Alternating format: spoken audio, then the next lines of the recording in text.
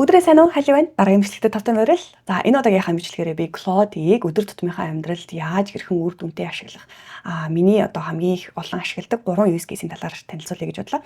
За тэгээд энэ use case-ийг зөвхөн яриа зогсохгүй би яг компьютер дээрээ яг prompt буюу заавраа өгөөд гарч иж байгаа энэ таадыг ярилцаад явах болно. За хэрвээ та Claude-ийг өмнө нь ашиглаж үзээгүй байх юм бол миний өмнөх бичлэгийг энэ дээр холбоод өгье. За тэрэн дээр бол яг яаж Claude-ийг өнгөө хувилбарыг хамгийн анх бүртгүүлээд тэгээд ороод зарим хэрэгтэй settings-ийн зарим хэрэгтэй мэдээллүүдээ оруулж өгөх талаар бичлэг болсон байгаа. За энэ бичлэг бол яг Claude-ийг ашиглаад өдөр тутамдаа ашиглаад яаж одоо хэрэгтэй байдлаар ашиглаж байгаа талаар өөрийнхөө хэмжээнд туршлага хуваалцъя гэж бодсон. За тэгээд туториал руугаа орцгоё. За хэдүүлээ яг одоо өнгөө хувилбарууд дээр нь юу хийж болох талаар нь бас та хэдэд харуулъя. Би одоо өмнө нь Google Translate ашиглаад зарим нэгэн одоо мэдхгүй байгаа англи үг ч юм уу тийм юмнууд ашигладаг байсан бол одоо ерөөдөө бол Claude-ийг тэр чигээрээ ашигладаг болсон. Одоо тэгэхээр no more Google Translate хэрвээ та ямар нэгэн хэл сурж байгаа за эсвэл гадаад орнд амьдардаг ч юм уу Google Translate-ийг айгүй ашигладаг байсан бол одоо тэрийгээ Claude-оор солих боломжтой гэсэн үг. За би та хэдэд яагаад тэр switch хийх болсон талаараа бас харуулъя гэж бодсон. За тэгээд Claude-ийн маань free хувилбар дээр нь өнгөө хувилбар дээр нь 4.6 гэдэг энэ модель нь ороод ирсэн байсан. Өмнө нь бичлэг хийж хахад бол 4.5 байгаад байсан. Тэгэхээр илүү ухаалаг модель нь орж ирсэн гэсэн үг. За тэгэхээр одоо хэдүүлээд бол илүү ашигтай гэсэн үг. Тэгээ өнгөө тэгээд илүү олон юм хийх боломжтой гэсэн үг. Өмнө нь би та хэдэд бас project гэж харуулж исэн. За тэгээд энэ project-тэй шууд ингээд ороод явчих болно. За одоогийн хувьд бол би таад зөвхөн яг чатаар яг яаж Google Translate-ийн оронд ашиглаж байгаагаа харуулъя гэж бодож байна. За тэгэхээр заримдаа ингээд бид нарт ийм мэдгүй үг гарч ирдэг штэ тийм мэдгүй үг гарч ирдэг. За бас юун дээр ингээд хэрэглэхээ мэдгүй. За эсвэл өгүүлбэрт яг яаж орохоо мэдгүй.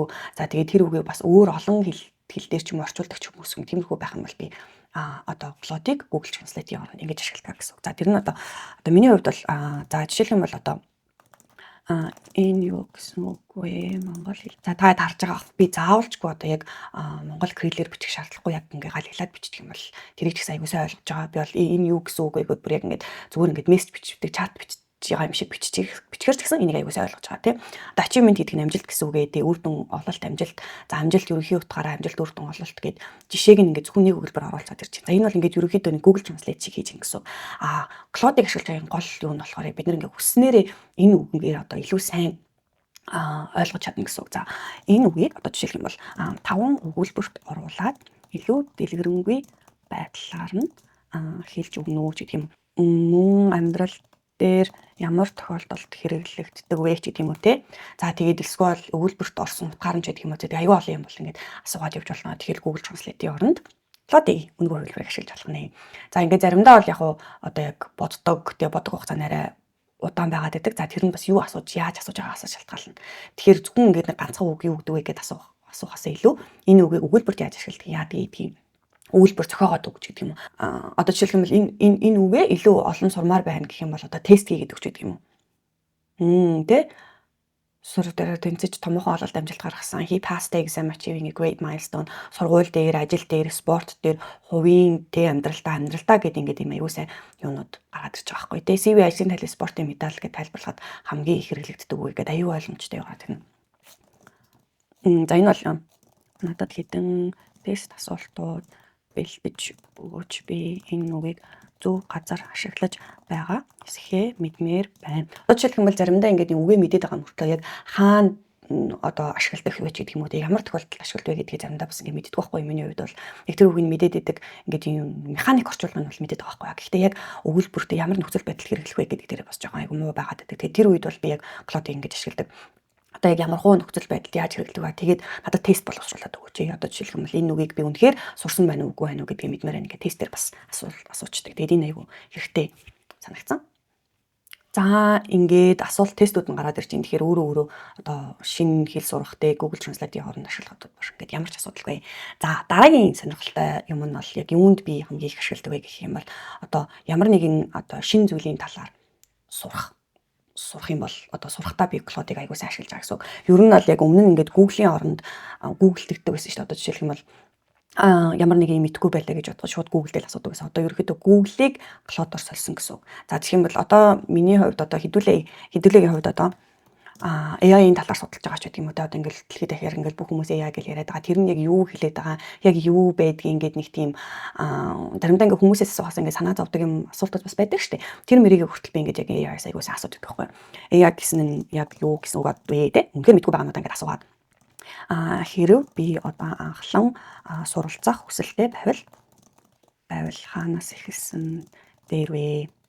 За ингэж нэг асуугаад тэгээд тэрнийхээ дараа одоо ямар нэгэн шинэ юмыг зөвлөхийг суралцахдаа төлөвлөгөө боловсруулж одоо нэг ямар нэгэн юм шинэ юмны талаар мэдхдээ төлөвлөгөө боловсруулад суралцахад бүр маш үр дүнтэй санагдаа. Одоо жишээлх юм бол одоо AI-ийн талаар ингээд сурмаар байгаа. AI гэж юу юм ингээл хүн болгоо ингээл асуугаал ингээл байгалгаа штэ энд тэмцэлэг үзэл ч юм уу тийм үзэл яваад байгаа. Тэгэхээр өөрөө нь ингээд айгуу сайн тайлбарлуулад одоо та харж байхад AI гэж юу вэ? Тэ хиймэл оюухан artificial intelligence компьютер хүний сэтгэлгээ шиг сурах, шийдвэр гаргах чадвар өгдөг технологи. За тэгээ machine learning өгдлөө суралцдаг, тархины нейрон шиг суралцдаг, deep learning хийдэг.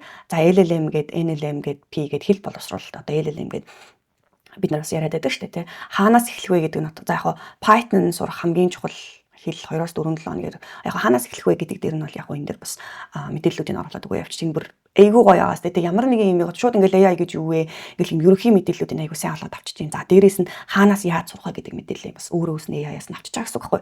Тэгэхээр та бас яг амьдралд чинь айгуу сайн хэрэг болох байх гэж бодож өдөр тутмын аюу сурмаар байгаа, яамаар байгаа, ажил дээр ч юу хэрэг болоод байгаа.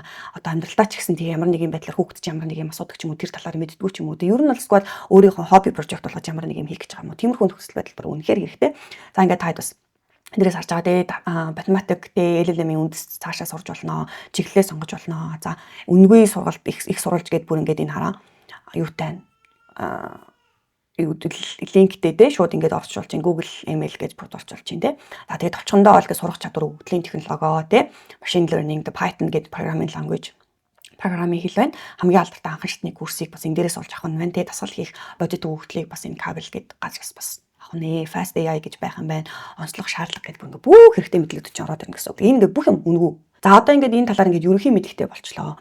За одоо төлөвлөгөө боловсруулмаар ахын бол би юу гэж асуудаг вэ гэхээр яг ямар юм асууж байгаа, юу асууж байгааг чинь салтгаалаад одоо хариу өгүүлэлт нь output буюу тэ юу гэж гаргаж ирж байгаа нь яг тэрнээс нь шалтгаалдаг байхгүй. Одоо зарим хүмүүс ингээд би нэг ашиглаж үзсэн чинь ингээд олигтой юм бэлтгүн бэлээ гэсэн хариултууд бас аюу хэлээд байдаг. Тэд нар нь яагаад байна вэ гэх юм бол асууж байгаа юм аюу залхуу асуулт асууад байна гэсэн үг байхгүй. Одоо жишээлх юм бол тэр нь юу вэ, энэ нь юу вэ гэл одоо миний саяны харуулсан шиг ганц хоёрхан юм хэлээд хайж чинь гэсэн үг. Тэгэхээр үргэлжлүүлээд контекст буюу илүү олон мэдээлэл өгөөд яагаад би AI сурах гэж байгаа надад одоо жишээлх юм бол хэдэн хоног байгаа. За би одоо та хэд яг өөрийнхөө зүгээр та хэд яг адилхан prompt буюу те яг заавар зөвлөгөө өгөөд бас харуулъя гэж бодож байна.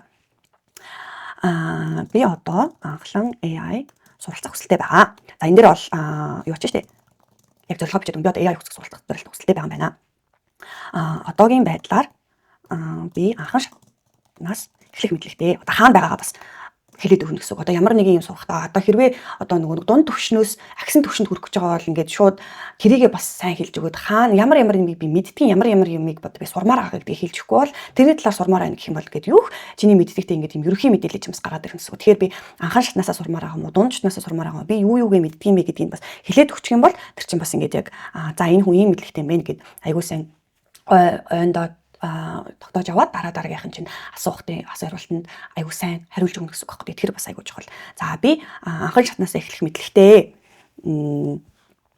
Би өдөрт дор хаяж 30 минутыг AI сурахад зарцуулах боломжтой. Тэ?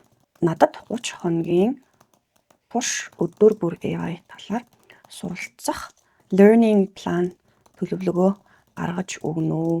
Би өглөөгөр суух боломжтой. Тэгээд урт текстээс илүү анимашн эсвэл YouTube видео эсвэл график байвал илүү үр дүнтэй суралцдаг. Одоо жишээлх юм бол яаж илүү үр дүнтэй суралцдаггүй гэдгийг хүртэл хэлж өгөх нь аюул чухал байхгүй. Одоо жишээлх юм бол суралцмаар байна гэл төлөвлөгөө гаргаж өгнө үгүй гэдэг амар урттай хідэн юутай цаастай юутай амар урт яг тэгэл хэлчихээр амар урт одоо энэ тийм комент гаргаад өгч гэсэн үг шүү дээ. Тэгэл шууд гаргаад ирэнгүүт нь хүмүүс яадаг вэ гэхээр би өмнөөс яадаг гэсмэр ямар амар урт юм. Энийг бүгд ингэ уншчаад ингээл хайцдаг ч юм уу. Тэгэхээр яг юу хиймээр байгаа, слайд хиймээр байгаа юм уу те эсвэл PPT ч юм уу те одоо нөгөө нэг презентацийн ч байдаг юм уу те яг өөрийнхөө ингэ сурах арга барилыг илүү сурах тэр сурмаар байгаа арга барилаараа бас ингэж хэлээд оруулах юм бол хамаагүй үр дүнтэй гарч ирнэ. За ингэж хэдүүлээ яагаад үзье. Энэ промптыг өгөөд үзье. За тэгэхээр яг ямар ресурсуудыг гаргаж өгөх нь. За энэ дээр тэгээд мэдээж хэдүүлээ бас асууж болно те.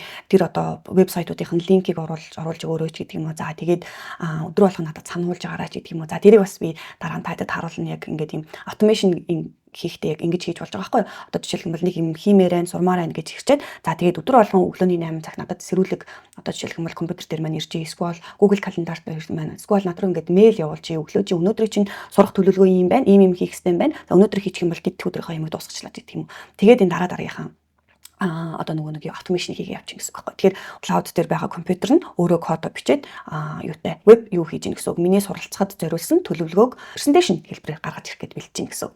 За тэгээд одоо хэдүүлээ хэсэг хугацааны дараа яг ямар хөө presentation болсон байна тэрийг харъя. За ингээд та хэд харж байгаа байх. Шууд download хийхээр гараад ирж байна. Надад 8 хуудастай presentation бэлдээд өгсөн байна. 30 хоног AI суралцах төлөвлөгөө те. Зорилго тодорхой, видео сүртэй, практик төсөл. Бүр маш гоё харагдаж штэ. Та хэд харагдаж байгаах гэж бодож байна. За ингээд томсгоод өгье. За хэрхэн ашиглах вэ? Cloud AI боловсруулсан хэрэглэгч хайлъя те. За өчигдрийг давтах шинэ видео хичээл ноутбук тасгал тэмдэглэл бичих. За ингээд та хэд бас яг бүгдээ ингээд шууд ингээд харчих واخ гэж бодоод байна. Тэгэхээр бүр маш үр дүнтэй хэрэгтэй харагдаж байгаа. Тэгээ 7 хоногор нь гаргаад өгсөн. Тэгэхээр ямар нэгэн юмыг сурах байлаа гэж бодгоо. За тэгэл ингээл presentation хийн гэдгийг бол ерөөхдөө хэдхэн секундын дотор ингээл гаргаад ирчих واخгүй. Тэгэхээр ажил дээрээ ч юм уу, сургууль дээрээ ч юм уу ямар нэг юм дээр presentation хийх шаардлагатай болох юм бол ингээл Claude-ийн үнгүү энэ чинь бүх юм үнгүү шүү дээ. Үнгүүгийн ашиглаж чинь гэсэн үг. За одоо яг хуу арай нэг өөр юм янзлмаар байна гэх юм бол Claude AI design гэдээ бас байгаа. Би таатай бас дараагийн хамжилгаар дээр дизайныг харуулъя гэж бодлоо. Би дизайныг нь ашиглаад бас бизнес дээрээ бас нэлээд олон юмнуудыг хийж чадж байгаа. Тэгээд аюу үр дүнтэй санагдсан. PPT-гээ шууд PDF хувилбараар татаад авчиж болно. За тэгээд тэн дээрээсээ хараад компьютер дээрээ хараад явчих болно. За дараагийн өдөр тутамдаа ашигладаг миний use case нь юу вэ гэхээр өдөрт ингээд нэг боддог штэ. За ямар хоол хийж идэх вэ? Хөрөгчөнд юу байгаа вэ? Яах вэ? Ийх вүлээ гэлдэг чинь. Тэгэхээр би бас одоо 7 хоногийнхоо одоо ямар хоол хиймээр байгаа ч гэх юм уу те ямар хуу материалууд хөрөгчөнд байгаагаас шалтгаалаад бас ийм план гаргуулах аюул дуртай. Одоо бас та яаж болох вэ гэхээр уцаараа хөрөгчнийхөө зургийг аваад хөрөгчөнд дотор юу байгаагаа зургийг аваад за энэ зураг бол те манай хөрөгчөнд байгаа хүнсээ энэн дээр нэмээд манайд үхрийн мах гэдэг юм уу те үхрийн мах, онины мах бас дахианы мах байгаа. Надад дараагийн 7 хоногийн хоолны цэс боловсруулж өгнө үү? Манай ам бүлдөрөө өдрийн 2 хоолны цэс ерөөдөө хэдэн хоолны цэсийг болох юм өглөөний цаг бас оруулж болно гэсэн үг. Өдрийнхөө бас смути юмар байна уу? Эсвэл аюу тийм эрүүл мэндэд хэрэгтэй шейк гэж байсан. Тиймэрхүү юмнууд болох юм аюу зүгээр хэрэгтэй санагдсан. 2 хоолны цэс цэс гаргаж өгнө үү? За gluten free байвал зүгээр гэдэг би нэг gluten-ийн ашиг бас gluten-тэй толерант биш учраас gluten free байвал зүгээр аль болох цардуулаас хоол. Тэгэхээр юу одоо ямар нэгэн dietary requirements гэж байдаг шүү дээ. Ямар нэг юмнаас харшилтагч байдаг юм. Тиймэрхүү юмнуудаа бүгдийг нь аваад өгчүүл зүгээр гэсэн. Тэгээд чатнуудаа хадгалаад явчихна. Тэгээд чатнуудаа хадгалаад дараа нь одоо жишээлбэл 7 хоногийнхоо хоолны цэсэн дээр одоо нөгөө засвар масвар хиймээр байх юм бол буцаж орж ирээд яг энэ чатан дээр за одоо дараагийн 7 хоногод их гэж байна. Би хүнсэн дээр ийм юм нэмж авсан. За эсвэл тэр хүнсний маань өмнөх одоо цэсэн дээрээс энэ өөрчлөлмөр байсан ч гэдэг юм ингээд тэгчүүл айгу зүгээр. Цардуулаас хол гурил аль болох баг идэхээр 2 том хүн 2 хүүхэд гэр бүлийн хоолны эрүүл хоолны цэсийг бэлтгэж өгнө үү? Манай хөргөгчөнд байгаа хүнснээс гадна илүү ямар хүнс авах шаардлагатай бас хэлж өгнө. Одоо жишээлбэл хөргөгчөнд ингээл яг бүх 7 хоногийн эцэст байх байгаа шүү дээ. Тэгэхээр хэлж өгнө үү? Улаанбаатар хотын одоо жишээлбэл хаан байгаа шалтгаалаад бас онлайнаар захиалж авчих боломж байдаг юм уу? За эсвэл захиалчих болно. Эсвэл хамгийн ойрхон супермаркетаас авах боломжийг хүртэл гаргаад ирдэг заяа. Улаанбаатар хотын төв бүст байгаа. За энэ дээр би яг зураг өгөөгүй. Иймэрхүү одоо яг юутай промпто буюу заавраа өгөхд бол яг зураг энэ дээрээс ятаач хийгээд өгчин гэсэн үг. Тэр зураг авсраагүй байгаа гэдээ тэгж байна. За зураг ширхэг би одоо зураг авсраагүй учраас та бас яг тайлбарлаад хэлж болно гэсэн. Хэрвээ зураг байхгүй байх юм бол шууд ингээд тайлбарлаад бас хэлж явчихсан. Чихэрлэг, төмөс, хэсэг, бууцай, будаа, амтлагч гэх мэт те. Хөргөгчөнд байгаа. За ингээд ерөөхдөө хин хөргөчнийхөө зургийг байхгүй байх юм бол бас юу ач гэсэн. Хэрвээ зураг байх юм бол бас заавал бичээд авах шаардлагагүй ингээд оруулчихна. За тэгээд Claude бол та хэдэд яг юу болж байгаа талаараа бас ингээд бидэд явдаг. 7 хоногийн төлөвлөгөө гаргаж байна гэдэг. Тэгээд анхандаа хэрвээ та өмнөхчлэн дээр санаж байгаа юм бол дандаа бүх юмаа дандаа монголоор хэлгээд гэсэн. Тэгээд яг нөгөө нэг юм thinking process гэж ярьдаг штэ бодож байгаа хүртэл бас монголоор хэлж харуулж байгаа байхгүй. Тэгэхээр хамгийн ихнийх нь удаа settings бүх юмнуудаа зөв тохируулчихад ингээд дараа нь олон ахин тэрийгээ тавтахгүй байх нь аюу зүгээр гэсэн үг. За тэгэхээр 5 мегмар 5 пүрүү. За миний хувьд бол бас яадаг вэ гэхээр эднэрийгээ бас яг юм 7 хоногийнхоо хөрөгчөн дээр наачих боломжтой PDF болгоод авчвал айгүй зүгээр байдаг. Тэгээ PDF гаргаж ирэл 7 хоногт нэг удаа тэргээ хөрөгчөн дээр наачин. Тэгэхээр өдөр болгон гаргаж ирэл ямар хоолыг хүлээ яах хүлээ ч гэдэг юм уу те. Тэрэн дээрээ бас. За ингээд та бас яг лайв харуулж байна. Энэ дээр нь болохоор upgrade to keep chatting гэж байгаа. За энэ хүртэл бол яг бүх юм нүгөө байсан. За хэрвээ энэс цаашаа одоо яг үргэлжлүүлээд яг энэ хугацаанд чадлах юм бол одоо мөнгө төлөх шаардлагатай гэж байна. Хэрвээ одоо эндээ одоо хэсэг зур хамарчаад одоо нөгөө нэг юм window limit гэж байдаг байхгүй юу? Одоо энэ хараа hit your 5-hour message limit 5 цаг тутамдаа лимиттэй байдаг гэсэн. 5 цаг тутмынхаа лимит нь одоо ингээд хэдүүлээ аягүй олон юм нэгдэр асуусаар хаа тэр нь лимит нь хэтэрсэн байна гэсэн. За тэгэхээр дараа нь 5 цаг 50 минутанд буцаал яг тэр нь яачин гэсэн. Тэгэхээр та заавалжгүй одоо үргэлжлүүлэл амар ашиглах шаардлагагүй бол үнгүүгээ үргэлжлүүлээд ашиглаад ижиж болно гэсэн. Төлөөд илүү бас одоо үр дүнгийн гарганаа ашиглаж чадна гэж бодож байгаа юм бол бас дараагийнх нь үнэтэй хувилбарыг аюу аваад бас ашиглаж болно гэсэн. Тэгэхээр санаат нь аваад орчуулна. Эсвэл explore plans гэдэг та дэс өмнө бичлэгнээр хавсан ямар план байдгийг ямар үнэтэй байдгийг гэдэг энэ дээрээс харчин. За тэгээд буцаад үргэлжлүүлээд юу ачиж болно гэсэн. Энэ дээрээс snap гэдгээ гараад ирж гэсэн. За энийг ингээд үргэлжлүүлээд хэрвээ за нэг 5 цаг 50 минутын дараа биш 5:50 гээд одоо 3 гэдэг чинь яг нь 2 цаг хүлээсний дараа PDF болгоод авчиж болно гэсэн үг. Ерөнхийдөө бол нэг ганцхан юм асуучаал ингээд нэг тийм хайчдаг юм гэж анханасаа бодохгүй байсвал айгүй зүгээр санагцсан. Тэгэхээр яг одоо шинэ ажилтан шиг ч гэдэг юм уу те эсвэл нэг тийм шинэ өөрийнхөө талаар мэдээлэл өгж байгаа би ямар байгаа юмэр байгаа.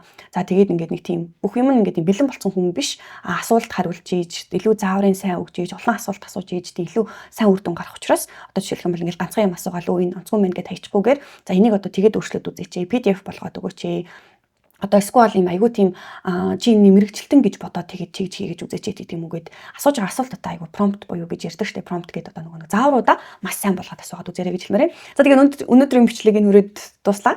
Дараагийн удаа Claude-ийг яг desktop-ын дээрээ татаад ямар automation-ыг coworker бас хийж чадж байгаа талаараа хуваалцъя гэж бодож байна. За дараагийн бичлэгээр уулзлаа. Баярлалаа.